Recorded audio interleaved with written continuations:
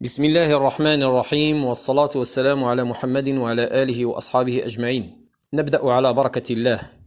أول درس من دروس قواعد التجويد برواية ورش عن نافع من طريق الأزرق، وهو درس مخارج الحروف.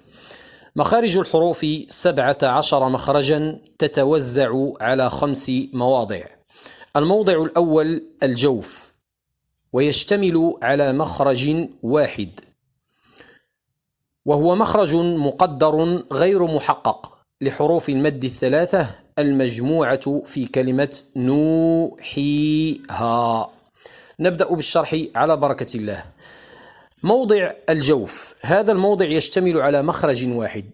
أين يوجد هذا المخرج؟ يوجد في الفضاء الداخلي لصدر الإنسان. في الفضاء الداخلي لصدر الإنسان نسمع صوت المد.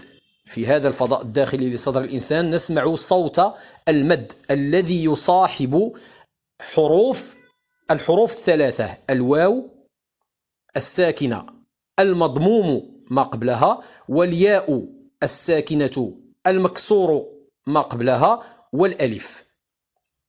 إذن ركزوا معي مزيان. هنا إذا وضعنا يدنا على صدرنا وقلنا المد بالألف، المد بالواو،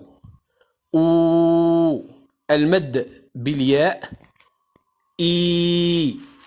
كنحسوا بأن الصدر ديالنا كله كيتزعزع، ولكن ما نقدروش نحددوا بالضبط بأن الصدر الأيمن أو الأيسر هو اللي خارج منه هذا المخرج ديال صوت المد. لا، هو خارج من الصدر كامل. لذلك قلنا هو مخرج مقدر، قدرناه في الفضاء الداخلي لصدر الإنسان، غير محقق. ما يمكنش تمشي بصبعك وتقول هنا بالضبط. متفقين؟ إذن هذا هو مخرج حروف المد الثلاثة، وهو الجوف. نكتفي بهذا القدر. اللهم صل وسلم وبارك وأنعم على حبيبنا وقدوتنا ومصطفانا محمد وعلى آله وأصحابه أجمعين، والحمد لله رب العالمين.